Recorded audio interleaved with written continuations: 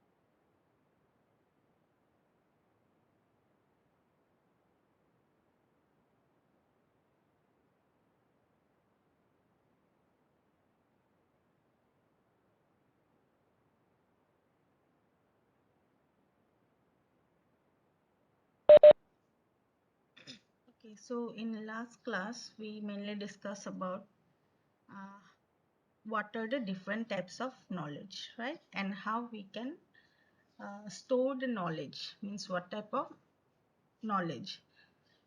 So today we will see what are the techniques for the knowledge representation. So let me share my screen first.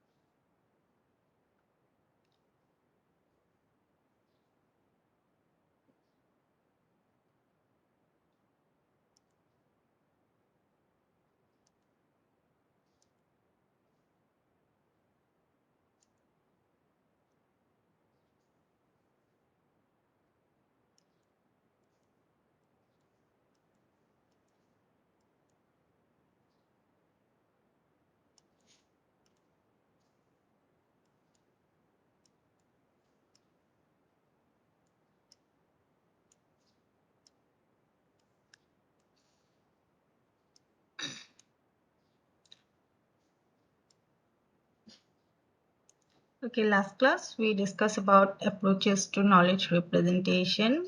So 5 tools were simple relational knowledge. Those are basically arranged in some tables. Then inheritable knowledge. Those you can just represent with the help of boxes and arrows. And inferential knowledge is mainly used for the logics. With the help of logic, we are going to use it. Then next comes your procedural knowledge. So procedural knowledge is also like describe things how to proceed, and it's mainly if then rule. Okay. So there are certain properties for a good knowledge representation. Okay. So the properties of good knowledge representations.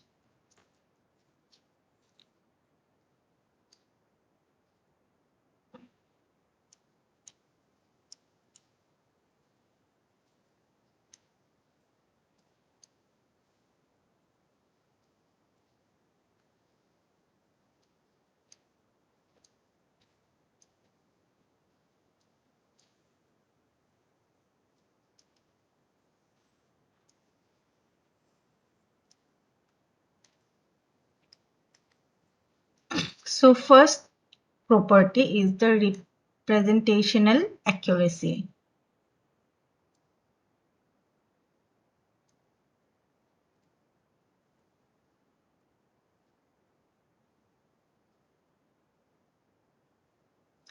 So what is representational accuracy? It is basically a knowledge representation should have the ability to represent all kinds of required knowledge.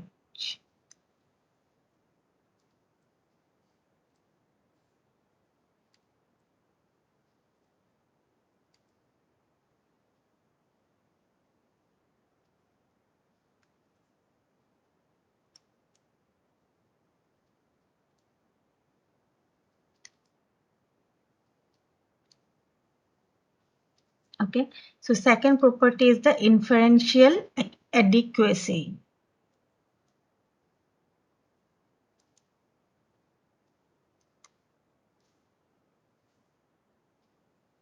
So this means a knowledge representation should have the ability to manipulate the representational structure to produce new knowledge corresponding to any existing structure. So you can just write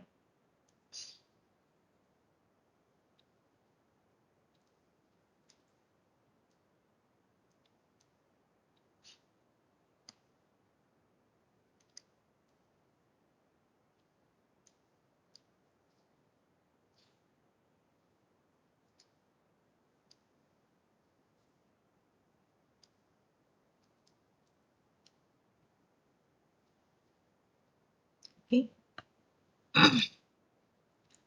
So third property is your inferential efficiency.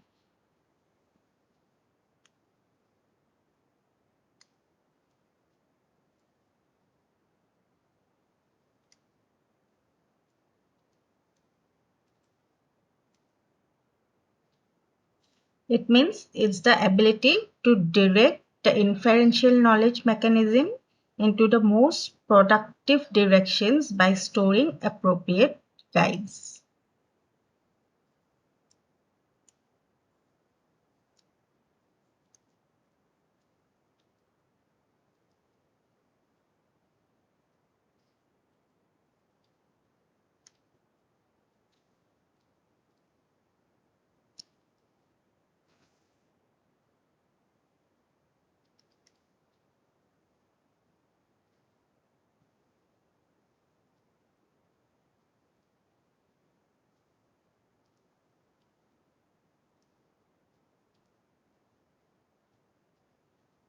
Okay, and the fourth one is the acquisitional efficiency.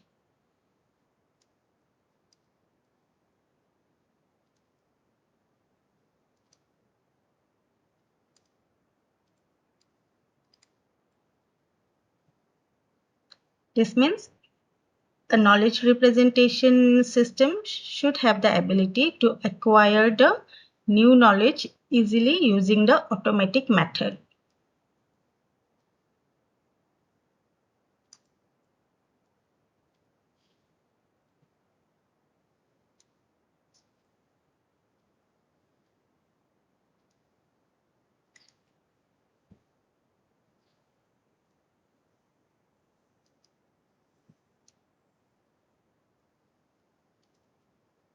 Okay, so these four are the properties for a good representation system. Okay, so any knowledge means good knowledge representation should have these properties. Representational accuracy, that means it it can represent just all required kind of knowledge. Inferential adequacy means it should have the ability to manipulate your representational structure with the help of your existing structure. Okay, third one is the inferential efficiency. That means it should be able to direct the inferential knowledge mechanism into the most productive directions by storing appropriate guides. And fourth one is the acquisitional efficiency, means ability to acquire the new knowledge easily using your automatic method. Okay. So next we have to see what are the techniques of knowledge representation. So first we'll learn about the knowledge, what are the types of knowledge. Then comes how we can represent those types of knowledge. Now we will talk about what are the techniques of knowledge representation. So these are the properties of knowledge representation system which have means these are the prerequisite things before building any knowledge representation. Okay, so your main things comes from here. Knowledge representation, remember, it's just basically how we can represent the knowledge. Okay, we learned about what type of knowledge and how we can present. Now the techniques.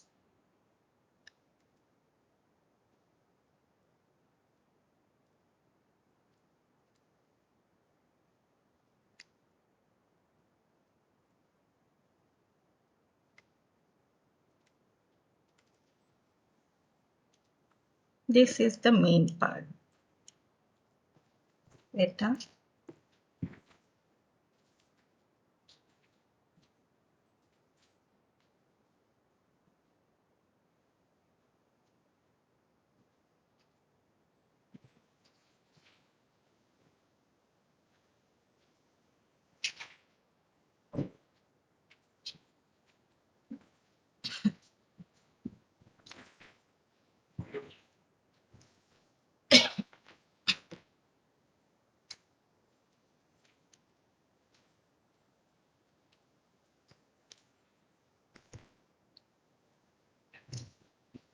Okay.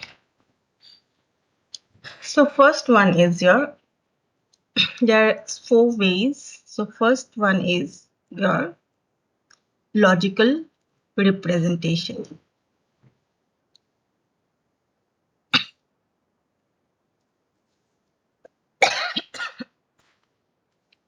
Second is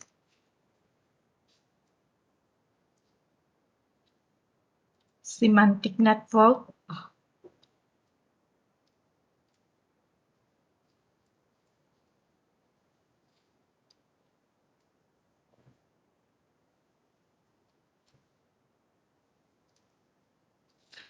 Third is frame representation.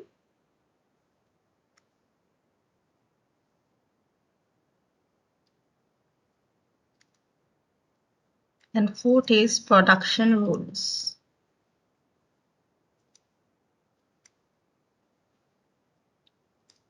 Okay, so this whole chapter is basically based on your logical representation, not based, it just mainly concerned about logical representation and different ways of logical representation. So first, let's just see the overview of all these types of techniques.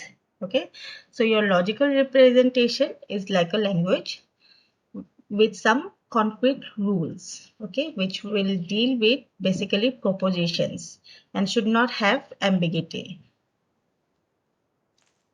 So let's start with your logical representation.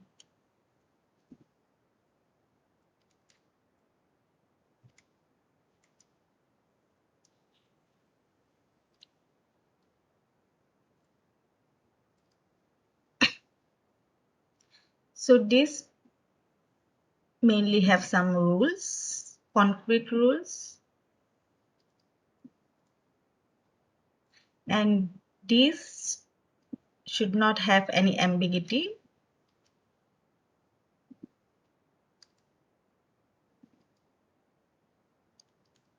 Okay, and it means it will just draw some conclusion based on the various conditions. So since it's based on some rules, so it will simply draw some conclusion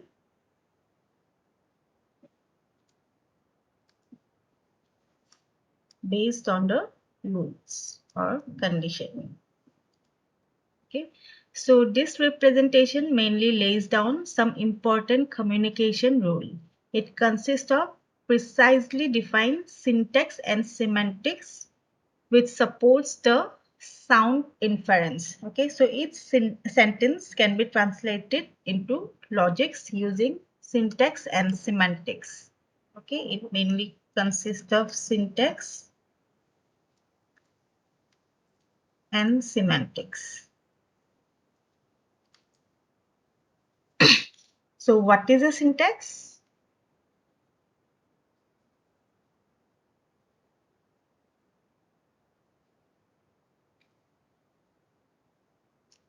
Any idea?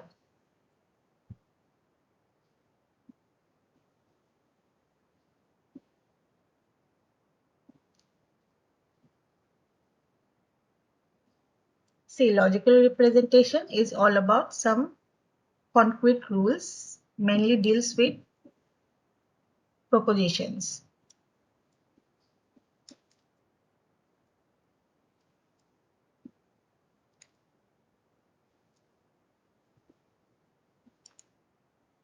Certain set of steps to complete a task.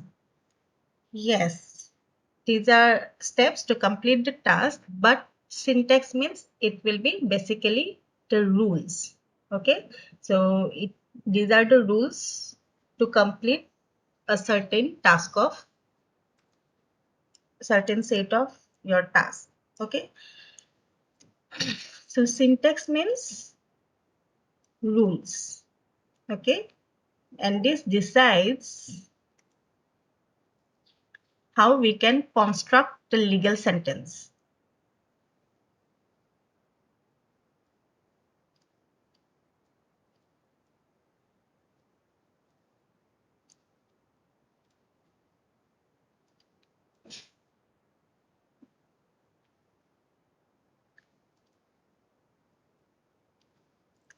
In the logic.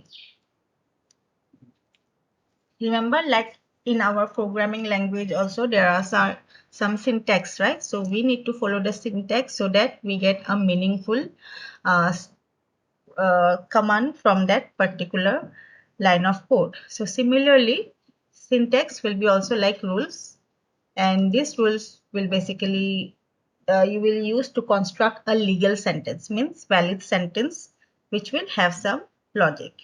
So it will determine mainly which symbol we can use in knowledge representation.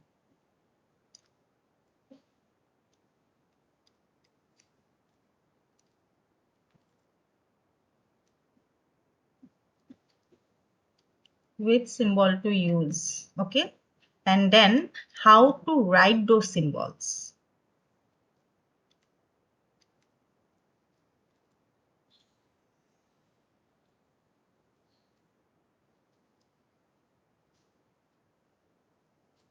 Okay, these are the syntax. So if syntax are the rules by which we are going to construct legal sentences with the help of symbols, so it will just tell how to write those symbols like our programming syntax. Now semantics, what it will do? Semantics are the rules by which we can interpret the sentence in the logic. So it will like try to find out what is the meaning of the particular valid sentence. So semantics will basically involve assigning meaning to the sentence.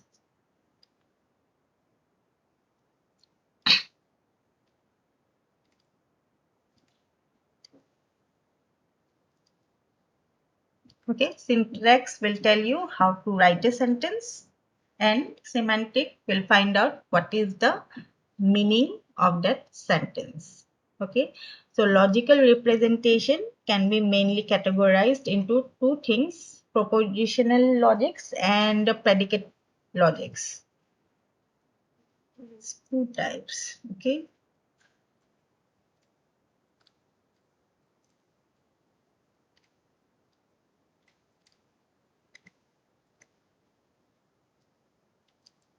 so this chapter basically revolves around propositional logic.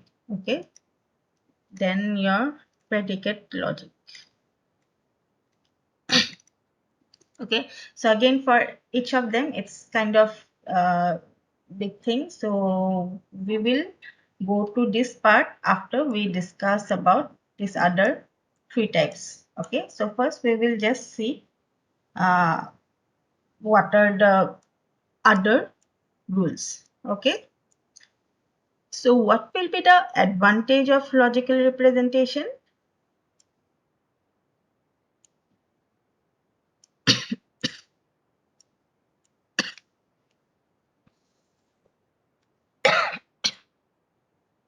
So since it's a logical representation, it will just help us to do the logical reasoning, right?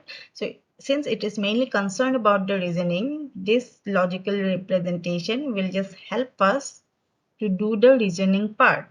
So logical representation is just the basis of your programming language, right? Because in our programming language, we need to find the logic first before writing the program. So same thing, it just will provide the basis of any programming language. Okay, then what will be the disadvantage?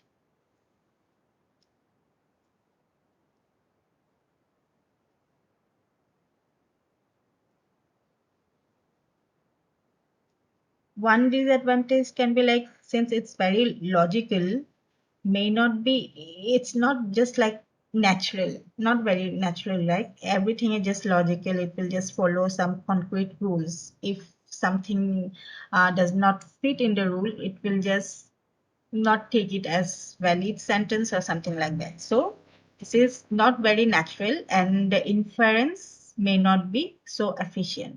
Okay, and there might be some restrictions that will be challenging to work with any real life problem.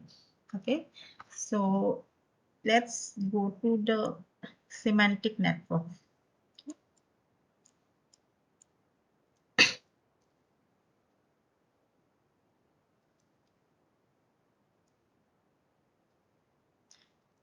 We will come to propositional logic once we finish the other parts. Okay.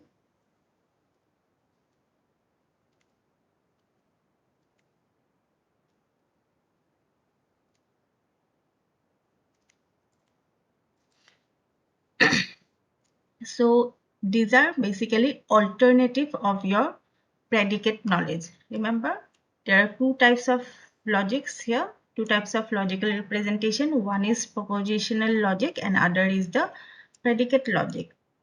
We will again discuss about these both types later on because whole chapter is mainly concerned about these two things. So semantic networks are basically the alternative of your predicate logic. Okay. In semantic network, we can represent our knowledge in the form of graphical network. Okay.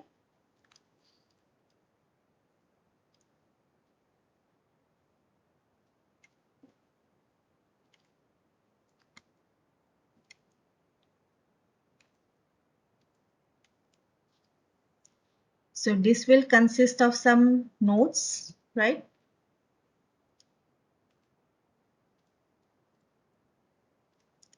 Nodes and arcs.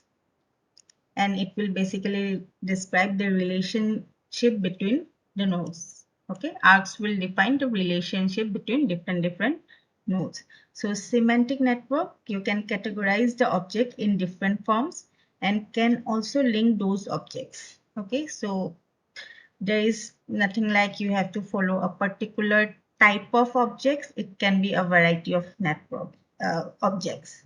Okay, and this is basically easy to understand.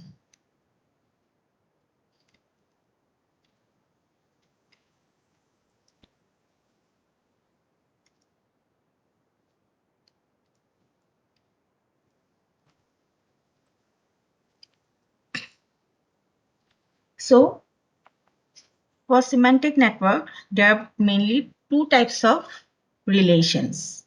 Okay, here you will find two types of relations.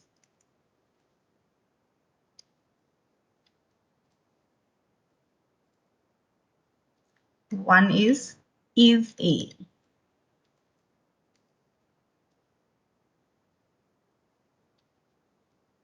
Okay, you can tell that this is inheritance. Remember, there is a type of knowledge, inheritable knowledge, which it just passes uh, some property from one object to another, and in that particular one, inferential knowledge, we can represent with the help of objects and arcs. So this is kind of similar. In inferential knowledge, we used to use box. Here we can just use nodes. If it's a node, you can just use some circles. Okay, this is for your inheritance. And second one is kind of.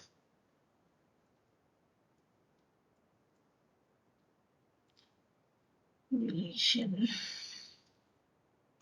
Okay, so let's see some example first. Suppose I have different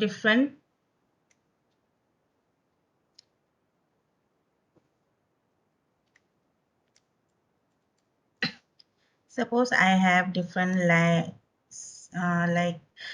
uh, Tom is a cat.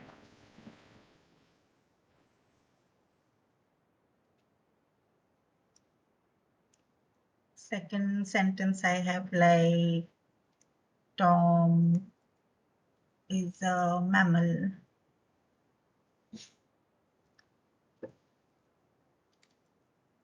Tom is owned by Tam. Just a name, you can just give any names. Outline, you can have like Tom is brown colored.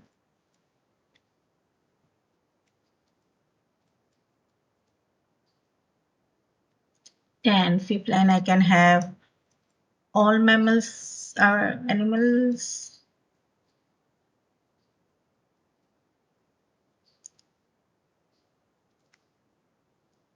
Okay, so these are the sentences we have. These are the knowledge we have. Okay, so we can represent this whole knowledge with the help of nodes and the arc, just like our inheritance. Remember, in the inheritance I showed you, like there was a player was a adult and all. So just here we will use some nodes.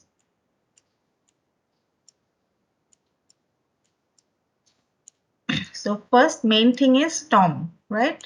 So I can just create a node for Tom. Then second things comes, Tom is a cat. So cat is another object. Okay, so Tom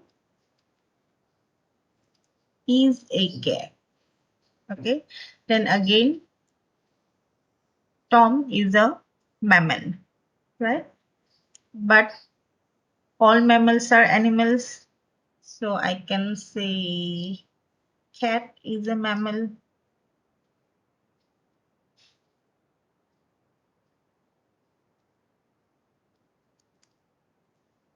Okay, then again, all mammals are animals. So I can say it's an animal, another node. Then Tom is owned by Tam. So I can create another node, Tam. So Tam is owned, you can write. Okay, then another thing is Tom is brown color. So I can just say brown is another node and is color.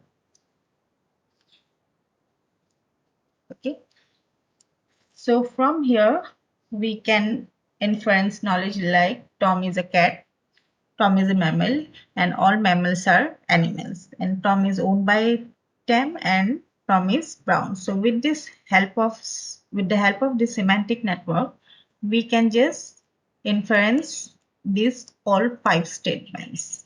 Okay, so this is how we can represent the knowledge, our knowledge, in the form of nodes and arcs. Okay, so each object is connected with another object by some relations.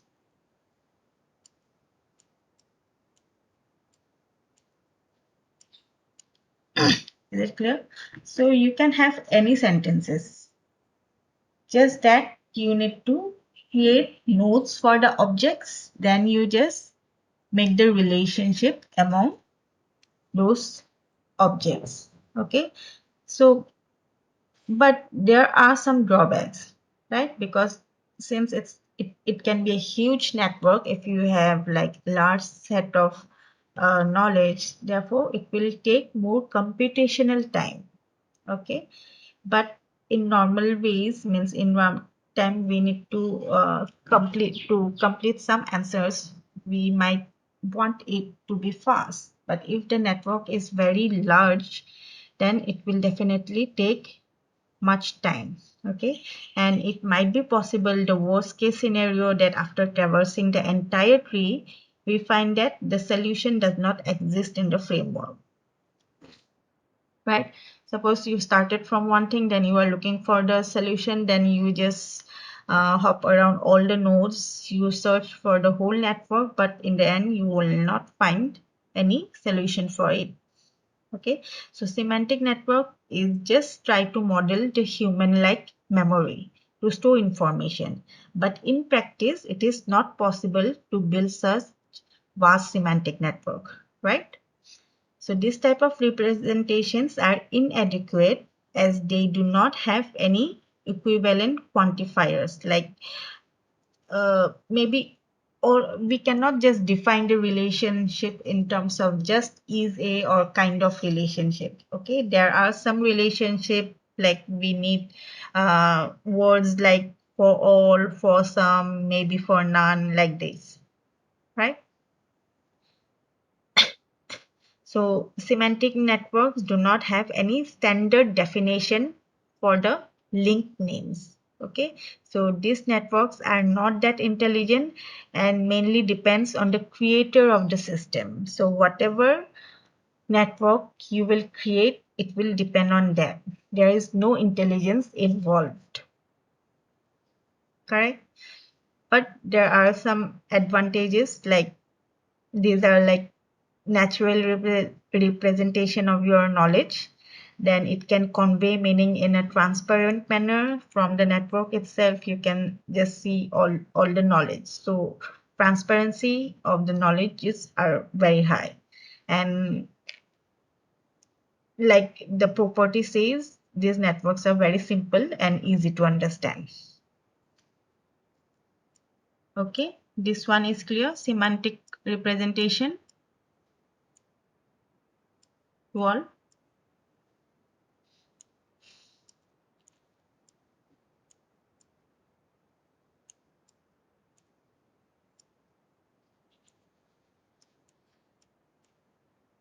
Yes.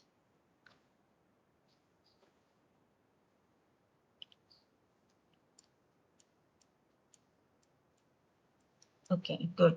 So next is your frame representation.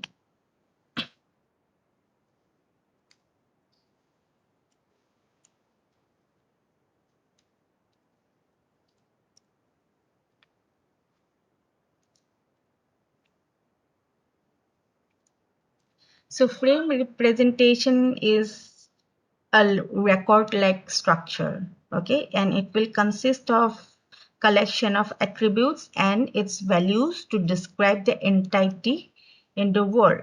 So frames in normal AI data structure, which is mainly divides the knowledge into structures by representing stereotypes situation.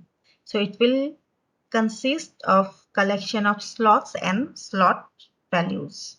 Okay, these are just record like structure.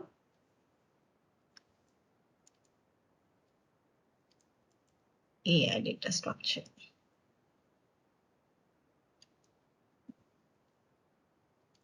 And we'll have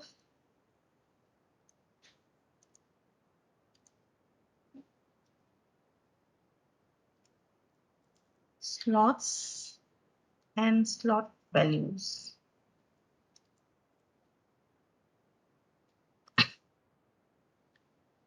Okay, this slot may be of any type and size.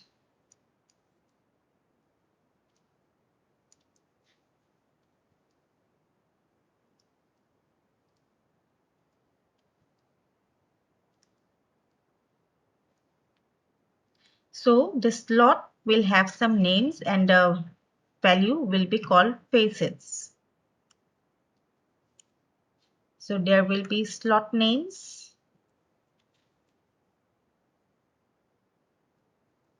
and facets. Facets are the values, means values. So all the values that will be stored in your slots will be the values. Okay, so there can be various aspects of a particular slot. Okay, so that slot, those aspects or the values are simply called the facets. So facets are the features of frames which will enable us to put constraint on some frames. For example, like if needed facts are called when data of any particular slot is needed. Okay, so if you want to access any slot value, you can just use if needed.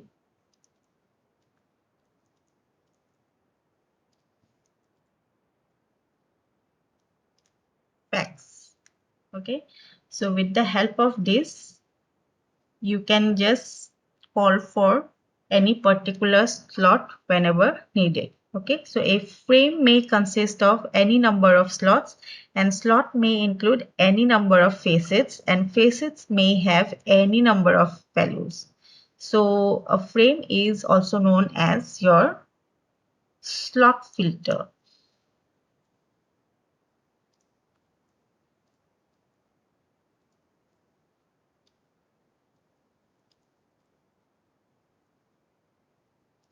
Okay, so these are the slot filter. So frames are derived from your semantic network, and later it just evolved with the modern technologies and classes of objects. So a single frame is not that very useful, but frame system consists of a collection of frames, and those collections or those frames will be connected to each other. So in the frame, knowledge about an object or event can be stored together in the knowledge base.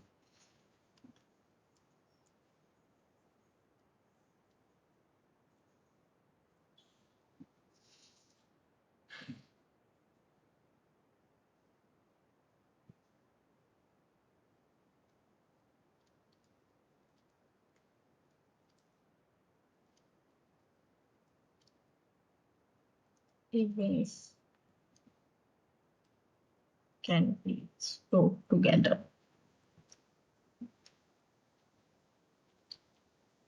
So frame is basically used in our natural language processing and our computer vision techniques. Okay, used in NLP system and our computer vision system. Okay, so one example you can think about, very simple one, is a frame of book. Okay, suppose I'm telling you need to maintain a frame of book. Example. Okay, so if you want to maintain the frame of book, how you can use it? You will have some slots, right? And there will be, as it like slot filter, you can have some filters. Okay, you can just represent a book with the help of title. There will be some value, then there can be genre, then there can be authors, there can be edition, then can be year, then how many pages and all. Okay, so for everything you will have a value. These are the slot value. So this is how you can represent a frame of book with the help of different objects. So similarly, you can also just take an entity for name, maybe for employees. You can keep a frame for employees, then in that frame you can keep name, then profession, age, weight and all, salary, everything. Okay, okay, so for example you can think maybe there is a person, there is another example. This is here I'm directly saying that there is a frame of books, and then you can decide what should be the available slots there. Okay, title, genre, author, edition and all. Then I can tell you that I have certain knowledge. Okay, maybe just take an entity, maybe Tam again. Tam is an engineer.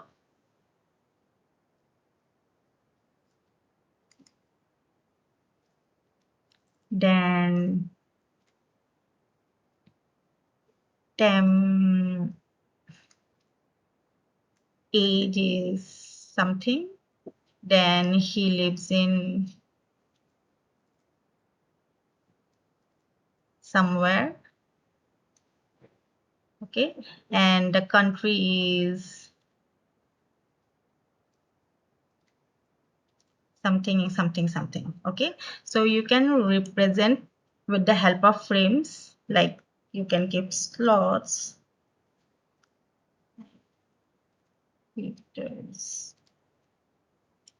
So this is more like your drop down box.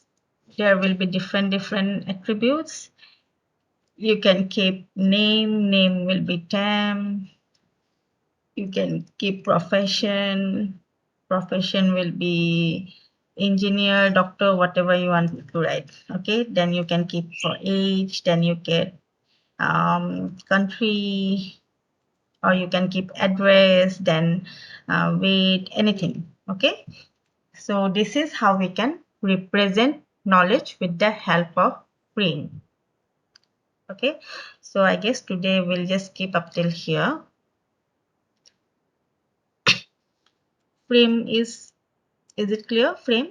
So two things, semantic tags we basically represent with the help of nodes and arcs, and everything will have a relationship. This also something looks like your ER diagrams, right?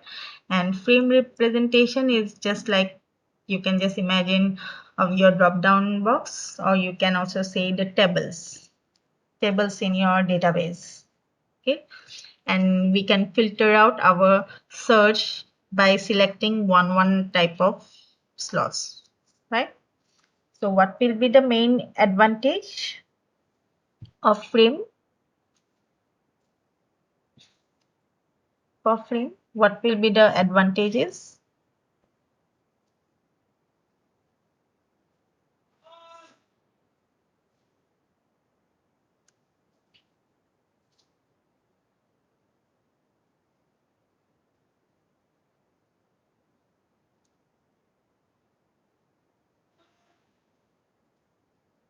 Organize, yes.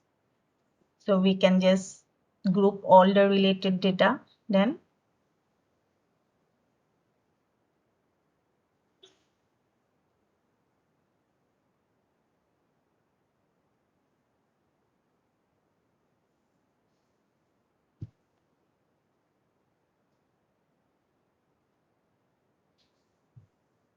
it is very easy to understand and visualize since it is organized. Key information. Okay, it will be easy to find out any information, and it will be also easier to add slots for new attributes and relationships. Okay, and it is very flexible, as we can easily add new slots and new attributes and relationship, and it is very easy to include your default data and to search for any missing values.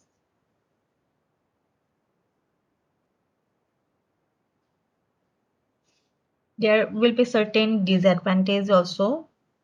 Inference mechanism is not that very in case of your frame representation.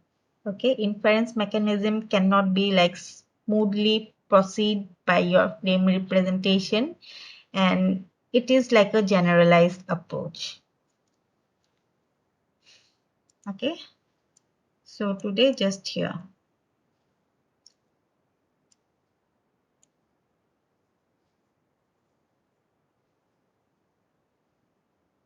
So I'll just stop sharing, just switch on your videos for a while.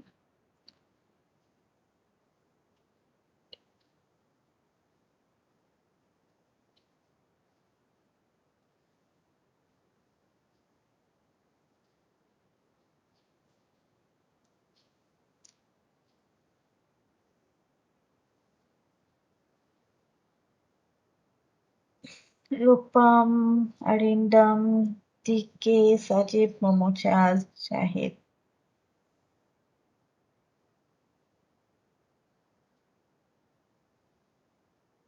Rupama কি হল?